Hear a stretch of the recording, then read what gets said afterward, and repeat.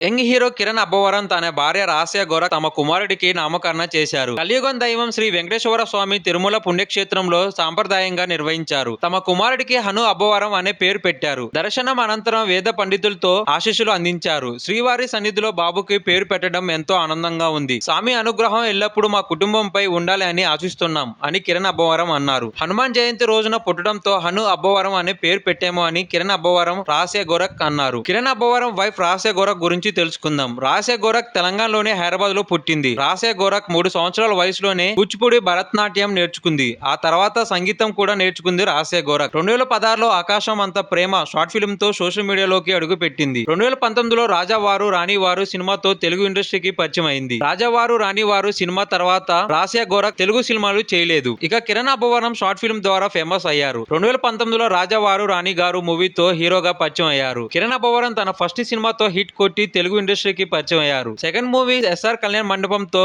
తనకంటూ మంచి గుర్తింపు తెచ్చుకున్నారు కిరణ్ అబ్బవరం. ఎస్ఆర్ కళ్యాణ్ మండపం తర్వాత సెబాస్టిన్ పిఎఫ్ 524 సమ్మతమే నేను మీకు బాగా కావలసిన వాడిని వినరో భాగ్య విష్ణు కథ ఇలా వరుసగా మూవీ ఫ్లాప్స్ కావడంతో కిరణ్ అబ్బవరం పని అయిపోయిందని టాక్ ఇండస్ట్రీలో మొదలైంది. ఆ తర్వాత కా మూవీ తీసి బ్లాక్ బస్టర్ కొట్టాడు. ఆ దెబ్బతో తనపై ట్రోల్ చేసిన నోర్లు మోయించాడు. ప్రస్తుతం కే రామ్ చెన్నై లవ్ స్టోరీ చిత్రంలో నటిస్తున్నానని చెప్పాడు. Please like, share and subscribe.